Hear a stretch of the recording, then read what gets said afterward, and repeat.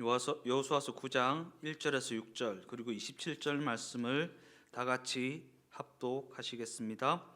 이일 후에 요단 서쪽 산지와 평지와 레바논 앞 대해 연안에 있는 헷 사람과 아모리 사람과 가나안 사람과 브리스 사람과 히이 사람과 여부수 사람의 모든 왕들이 이 일을 듣고 모여서 일심으로 여호수아와 이스라엘에 맞서서 싸우려 하더라.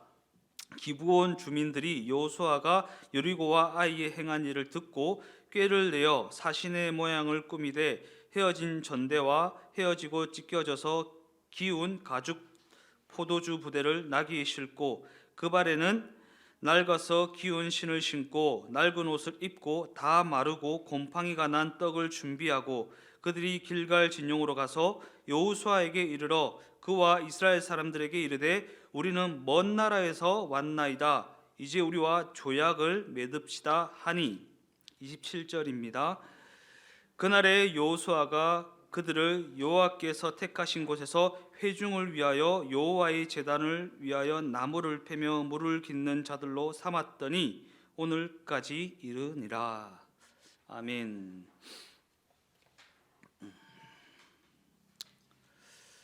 오늘 저는 읽으신 본문의 말씀을 가지고 그리스도인으로 살아간다는 것은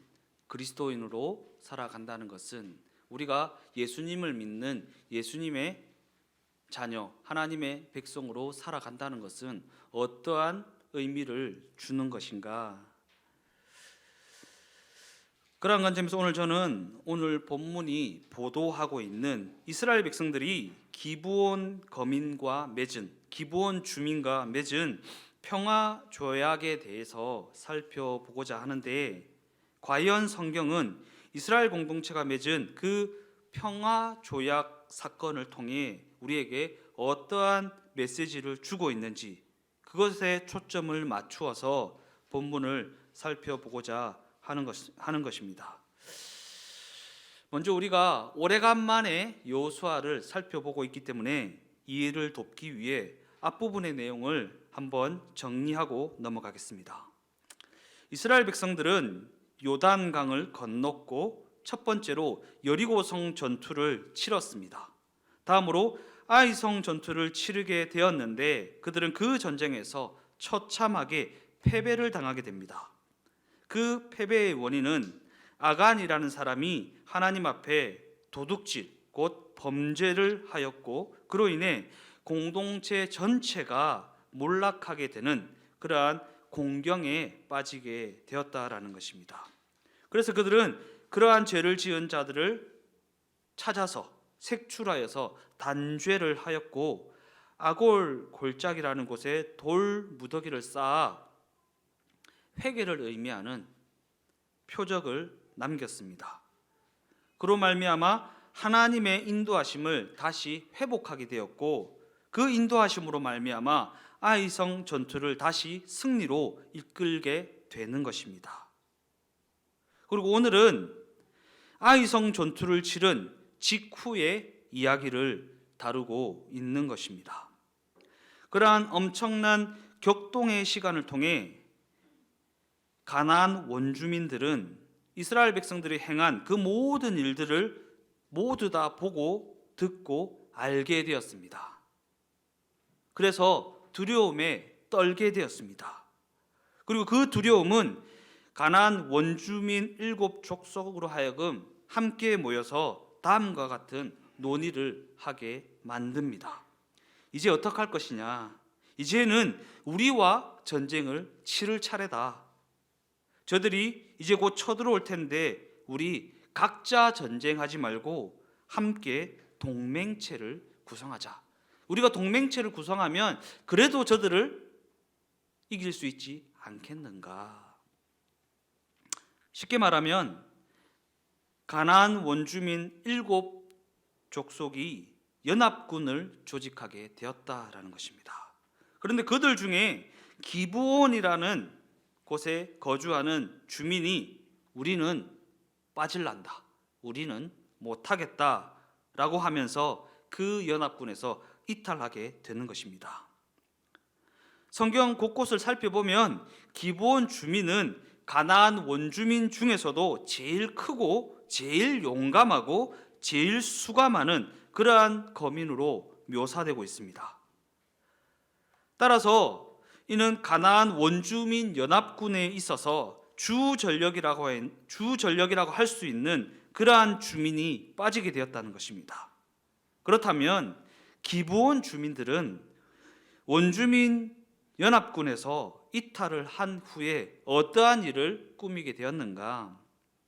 본문을 보니까 그들은 먼저 허름한 옷으로 변장을 하고 다 떨어진 마대 하나를 가져다가 곰팡이 핀 떡을 준비했습니다.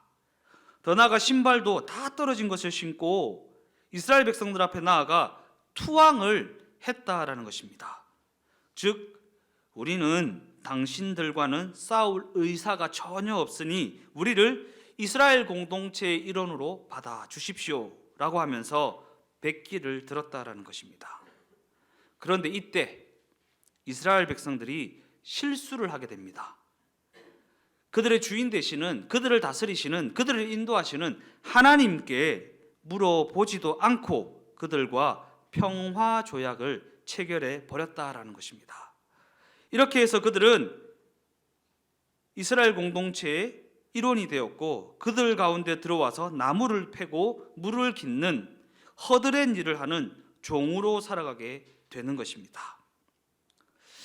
이러한 장면을 놓고 성경학자들 간에 두 가지 해석이 대립하며 의견이 분분합니다. 먼저 첫 번째 해석은 기브온 주민이 사기를 친 것이고 그 사기에 이스라엘 공동체가 놀아난 것이다. 더 나아가 이스라엘 공동체가 받아들이지 말아야 될 사람을 받아들여서 하나님 앞에 죄를 범하게 된 것이다. 반면에 또 다른 해석은 무슨 소리냐? 그들이 비록 적이고 방법은 나빴지만 그래도 생명을 얻기 위해 투항한 것이 아니냐. 어찌되었든 실제로 기브온 주민들은 이스라엘 공동체의 일원이 되었고 이스라엘 역사 속에서 성전에서 봉사하는 자로서 그 혈통을 이어가게 되었다라는 것입니다. 오늘 우리는 이러한 두 가지 관점을 가지고 이스라엘 공동체가 기브온 주민과 평화 조약을 맺은 이 사건이 성경 전체의 맥락에서 어떠한 메시지를 주고 있는지 살펴보고자 하는 것입니다. 그냥 이 지엽적인 구절을 살펴보는 게 아니라 성경 전체에서 이 사건이 어떠한 메시지를 주고 있는가, 이를 알기 위해서 우리는 신명기 말씀을 찾아보아야 됩니다. 신명기 7장 1절에서 3절까지의 말씀입니다. 내 하나님 여호와께서 너를 인도하사 네가 가서 차지할 땅으로 들이시고 네 앞에서 여러 민족 헷 족속과 기르가스 족속과 아모리 족속과 가나안 족속과 브리스 족속과 히위 족속과 여부수 족속 곧 너보다 많고 힘이 센 7 족속을 쫓아내실 때에 내 하나님 여호와께서 그들을 내게 넘겨 내게 치게 하시리니 그때에 너는 그들을 진멸할 것이라. 그들과 어떤 언약도 하지 말 것이요 그들을 불쌍히 여기지도 말 것이며 또 그들과 혼인하지도 말지니 내 딸을 그들의 아들에게 주지 말 것이요 그들의 딸도 내 며느리로 삼지 말라.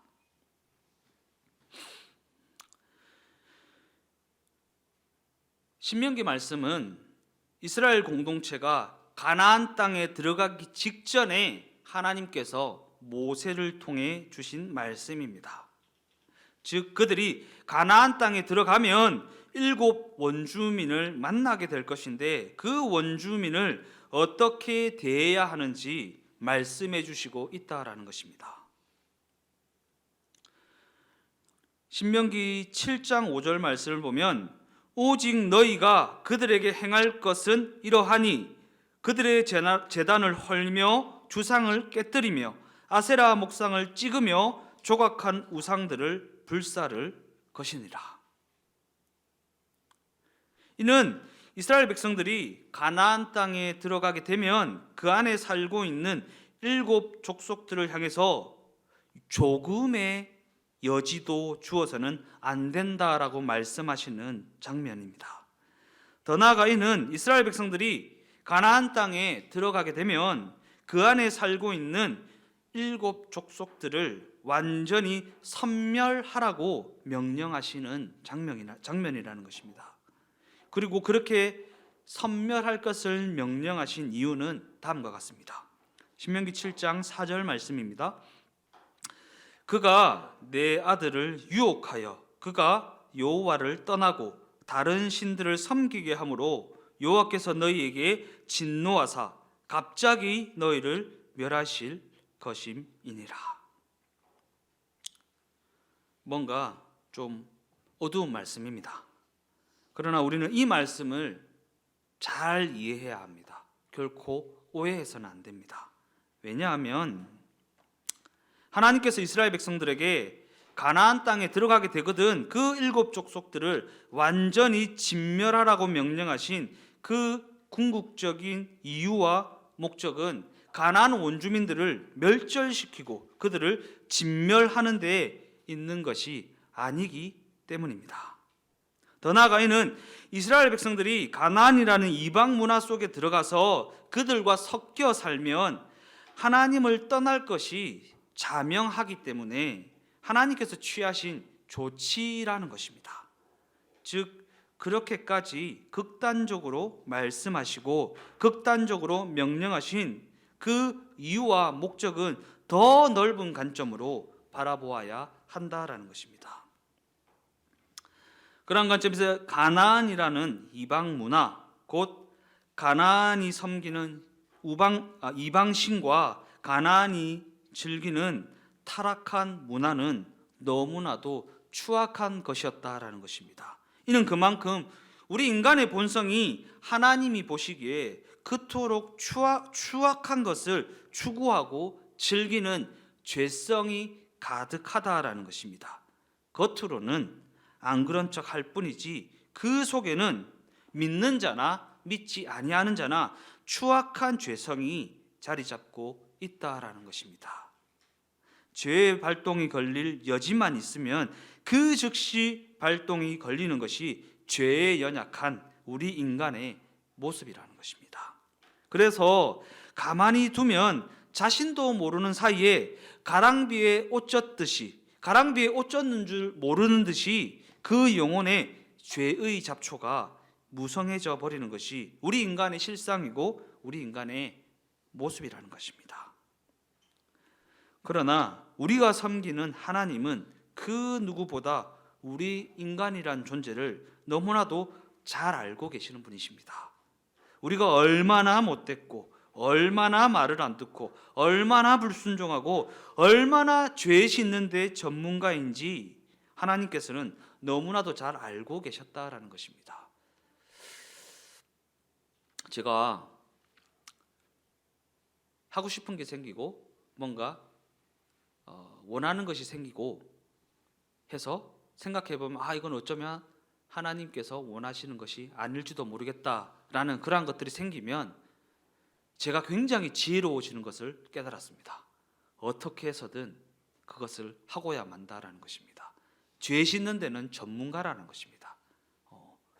하나님 기뻐하시는 일들은 어떻게 하면 피해갈 수 있을까라는 데 굉장히 지혜로운데 내가 욕심의 발동이 걸려서 하나님이 기뻐하시지 않는 것을 하고자 한다 할 때 지혜가 아주 충만해지더라고요. 어떻게 하면 이렇게 해서 저렇게 해서 이렇게 할 수 있을까?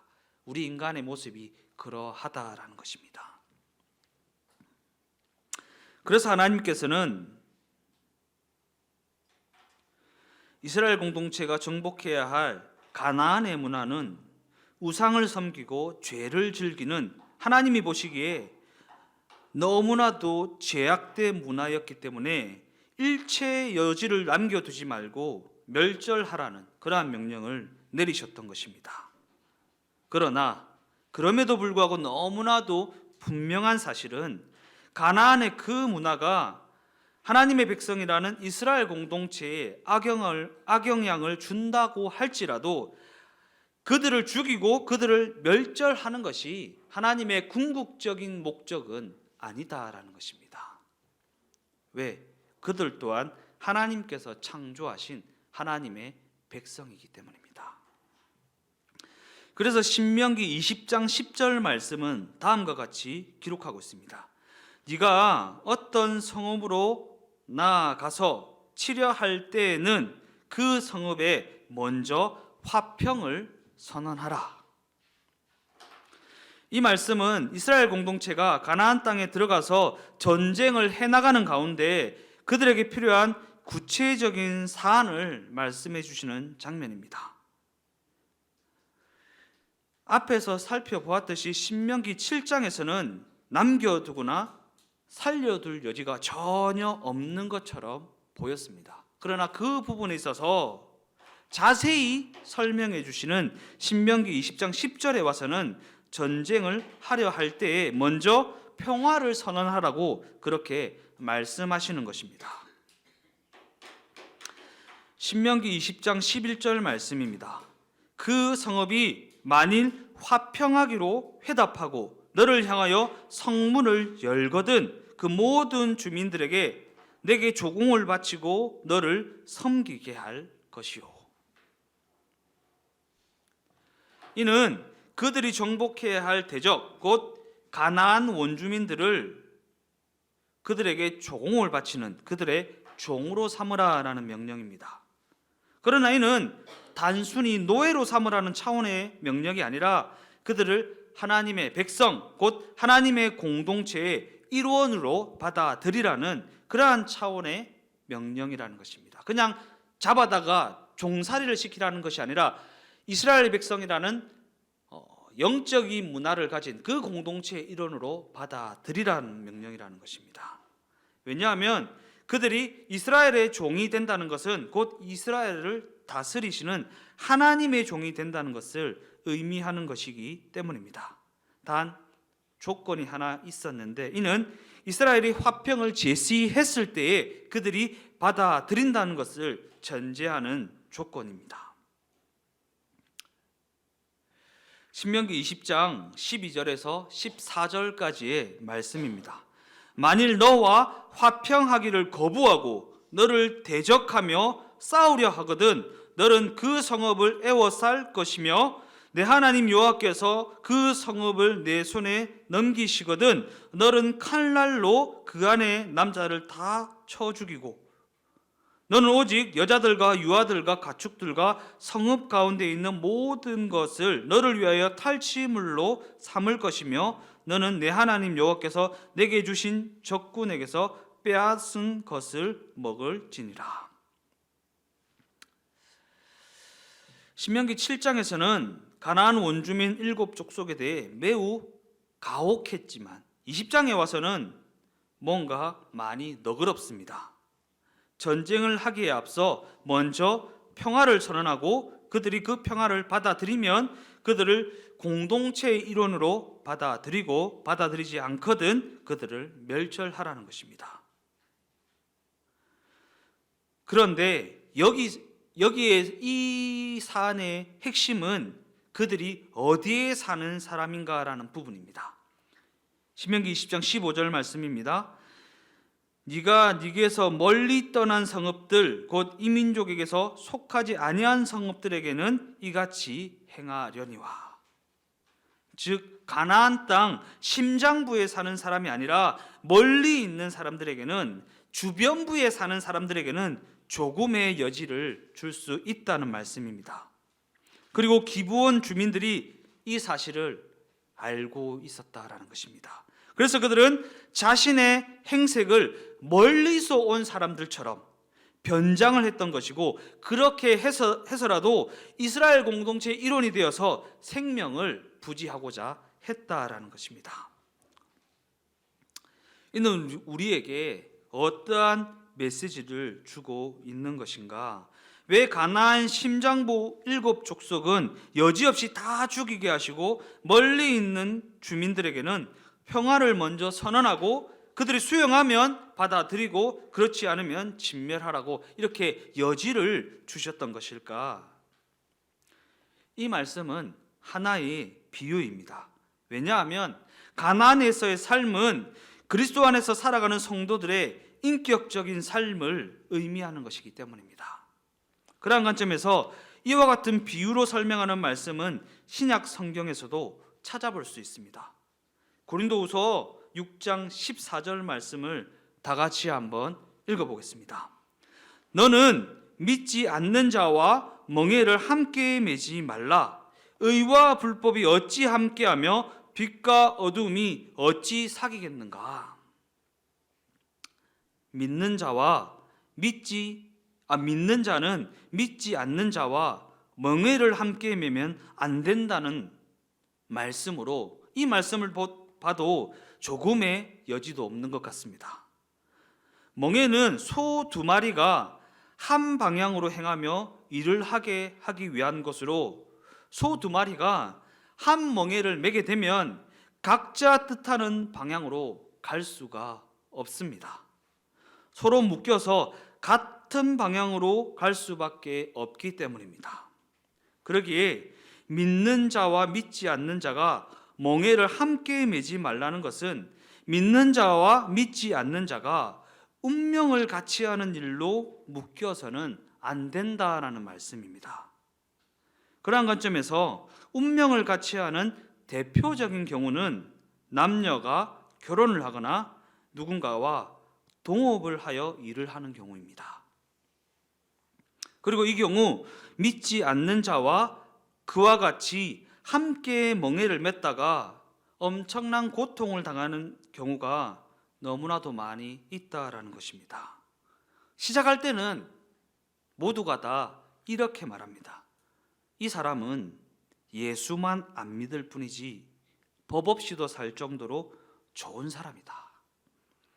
그러나 그럼에도 불구하고 그 인생의 목적이 다르고 철학이 다르고 추구하는 가치가 완전히 다르기 때문에 그 삶의 방향은 다를 수밖에 없다라는 것입니다. 고린도전서 5장 9절에서 10절까지의 말씀입니다. 내가 너희에게 쓴 편지에 음행하는 자들을 사귀지 말라 하였거니와 이 말은 이 세상에 음행하는 자들이나 탐하는 자들이나 속여 빼앗는 자들이나 우상 숭배하는 자들을 도무지 사귀지 말라 하는 것이 아니니 만일 그리하려면 너희가 세상 밖으로 나가야 할 것이니라. 이 말씀을 언뜻 보면 사귀라는 말인지 사귀지 말라는 말인지 조금 헷갈립니다. 그러나 이를 좀 더 자세히 살펴보면 사귀지 말라 하는 것이 아니니라는 전제가 깔려 있음을 발견할 수 있습니다.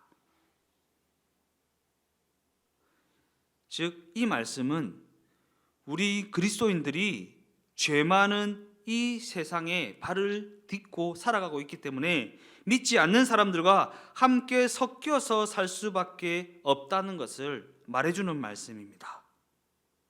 즉, 우리 인간은 믿지 않는 사람과 함께 섞여 살 수밖에 없는 그러한 존재라는 것입니다. 그런 관점으로 오늘 본문을 보면 기브온 주민이 이스라엘 공동체와 평화 조약을 맺게 되는 그 사건은 그들이 사기를 쳐서 이스라엘 공동체가 속았기 때문입니다. 이미 사기를 당했고 이미 속았습니다. 그렇다면 이스라엘 공동체는 이제 와서 어떻게 해야 하는 것인가? 과연 이 일을 물을 수 있는 일인가? 이를 예를 들어 설명하면 어떤 사람이 주위 사람들이 말리는데도 불구하고 끝까지 고집을 부려서 마침내 결혼을 하게 되었습니다. 그런데 한 석 달쯤 살다 보니까 그 사람이 내가 알던 사람이 아니더라는 것입니다. 그러나 그렇다고 해서 그 결혼을 없던 일로 할 수 있는 것인가? 그럴 수 없다라는 것입니다. 그렇다면 어떻게 해야 하는 것인가? 그저 그 십자가를 묵묵히 감당하며 책임을 다할 수밖에 없다라는 것입니다. 세상 사람들은 그냥 이혼하면 끝이지라고 하지만 하나님 앞에서 살아가는 우리는 그럴 수 없습니다. 감당하며 살아가야 한다라는 것입니다. 이것이 바로 우리 그리스도인들이 현실의 삶에서 직면하게 되는, 더 나아가 감당하며 살아가야 하는 삶의 무게라는 것입니다. 그래서 이스라엘 공동체는 그러한 기브온 주민을 끌어안고 살아가게 됩니다. 이처럼 우리 그리스도인들이 이 땅에서의 삶을 살아가면서 이러한 상황에 직면하게 되는 경우가 너무나도 많이 있다라는 것입니다. 왜요? 우리는 죄성을 가지고 있고 너무나도 연약하고 어리석기 때문에 이스라엘 백성들이 기브온 주민들에게 속았던 것과 같이 우리도 속고 사기를 당할 때가 너무나도 많이 있기 때문입니다. 그러나 우리가 이러한 일을 직면하게 되었을 때에 실수하는 부분이 있는데, 그 상황에 대처하는 부분에 있어서 신명기 7장이 언급하고 있는 다 죽이라 하셨다, 다 멸절하라 하셨다라는 그 말씀만 붙들고 대처한다라는 부분입니다. 즉 우리 그리스도인들이 이 땅에서의 삶을 살아갈 때에 세상을 향해 이러한 적대적인 자세로 대처하는 경우가 너무나도 많이 있다는 것이고, 이 세상을 그러한 적대적인 자세로 살아가는 경우가 너무나도 많이 있다라는 사실입니다. 그러나 그럼에도 불구하고 하나님께서는 우리 그리스도인들의 삶이 이 세상을 향해 하나님께서 보내시는 빛과 소금이라고 말씀하십니다. 눈이 오나 비가 오나 바람이 부나 그 자리를 묵묵히 지키며 오고 가는 이들이, 하나님께서 지나가게 만드시는 이들을 넘어지지 않도록 길을 비추어 주는 빛의 사명을 감당하라고, 그 빛의 사명을 부여하셨다라는 것입니다.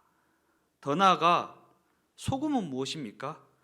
소금이라는 것은 음식 가운데 골고루 뿌려져야 제 맛을 내고 제 역할을 감당하는 것이지, 그저 소금끼리만 뭉쳐져 있으면 그저 소금 덩어리에 불과하고 아무짝에도 쓸모가 없는 그러한 존재가 되어버리고 만다라는 것입니다.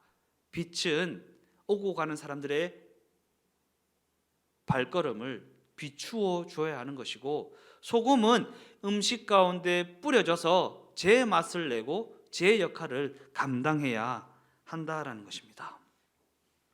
이러한 관점에서 기브온 주민과의 평화 조약의 문제도 양쪽이 다 나쁜 일을 했고 양쪽이 다 실수를 했습니다.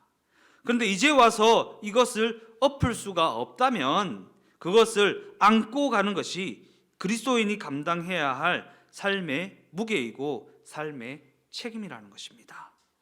그러나 이제 와서 감당하지 않겠다고 한다면 그 삶은 하나님 앞에, 하나님께서 부여하신 그 사명 앞에 너무나도 무책임한 인생이 되어버리고 마는 것입니다. 왜냐하면 하나님 앞에서 그리스도인으로서 가치를 평가받는 기준은 어떠한 손해도 보지 않고 성공을 거두는 것에 있는 것이 아니기 때문입니다.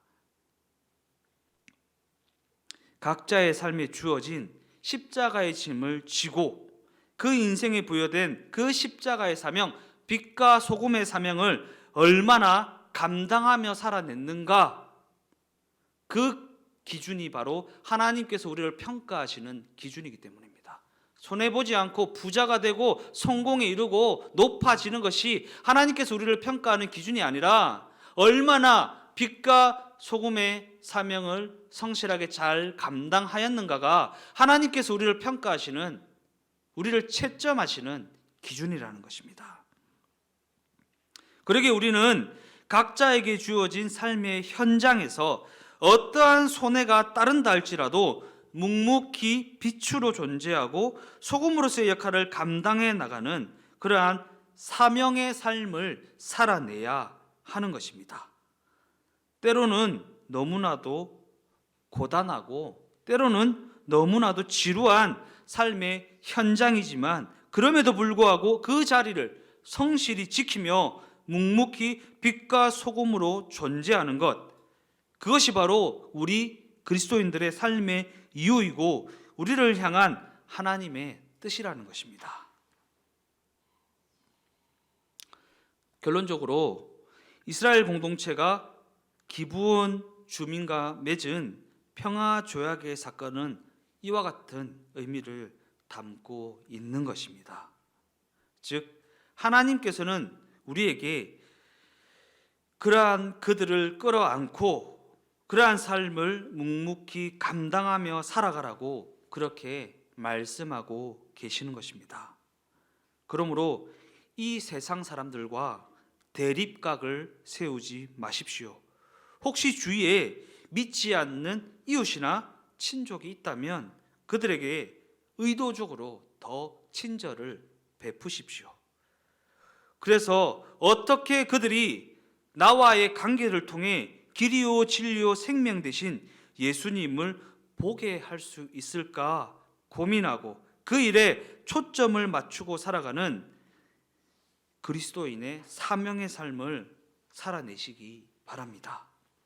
더 나아가 세상 사람들과 대립하지 않고 오히려 그 세상을 끌어안고 그들과의 불편함을 감당하며 살아가는 그리스도인이 되어서 우리 그리스도인들의 삶에 부여된 사명, 곧 우리를 향한 하나님의 뜻과